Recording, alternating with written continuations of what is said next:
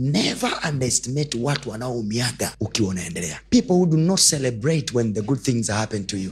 Please take note of those kind of friends, please. Because if the devil will go through, will use those people. What you don't know is people are gates. Watu ni malango ya chema kupita au kiovu kupita. You need to be spiritual enough to know kwamba when a friend is acting like that, you should know huenda alikuwa anakuloga alafu anashangaa uchawi wake hujafanya kazi. Witchcraft sio lazima watu wapae. When you notice that kind of friend, go in your room and pray. Learn to be spiritual. Hii mambo ya kupuuza na kuona everything is cool and okay ndio tunapigwa kwa kushtukiza. Unashangaa pigo limekukuta na hujajiandaa. Mbona nilikuwa naendelea tu sawa kwenye biashara? People are gates. Anaweza akaja a friend akakaa kwenye kiti. You don't have demons. You have been praying in your business, lakini your friend can be a center for a demon. Imagine if PT can be here and the whole presence of God, including angels, can gather here because of one person. Tukubaliane pia, mapepo na mashetani yanaweza akagather kwenye maeneo fulani kwa sababu ya mtu. Should we hate people, pastor? Should we now close doors? No. Spiritual sensitivity. It is dangerous, the people we live with. Most people are crying in marriage today because they lacked the discernment spirit. They look like they are there supporting you, but ndani yao kuna uchungu huko ndani. Now your goodness never shifted to the people. Kwa sababu wewe ni mwema, usidhani kila mtu ni mwema mjini. So anasema hivi, after Nehemiah heard what they were saying, he didn't talk to them. He spoke to God. This is to tell you, kila dharau unayoonyeshwa na mtu au uliowahi kuonyeshwa na mtu ni tendo la kiroho. Dharau ni spiritual attack.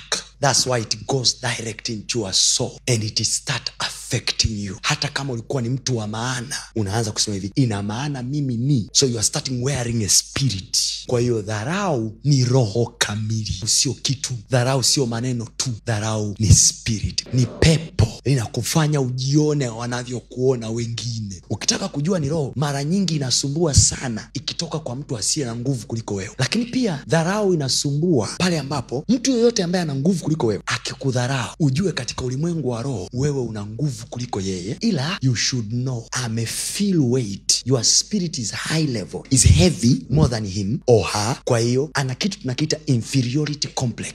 Sasa inferiority complex maana ni hali ya kujiona duni. Kwa hiyo anatumia silaha ya dharau ili wewe aweze kukubreak ndani, ili awe comfortable kwenye ukuu wake. Kwa sababu hawezi kuwa mkuu kwa ile feeling anaendelea kufeel kwamba wewe ni mkuu na uko katikati yake na amekutawala. Yaani ukiona mtu mkubwa hata ofisini, mkurugenzi, yeye ni mtu mwenye cheo, ana sababu gani ya kudharau? You should know ndani yake umeirritate pepo zake, umeirritate pride yake. You are threatening his position. You are a threat. Ila wewe sasa ujijui kwa sababu wewe unajiona bado mdogo, mnyonge na nini. Unasema boss amenidharau fresh, lakini hamna noma.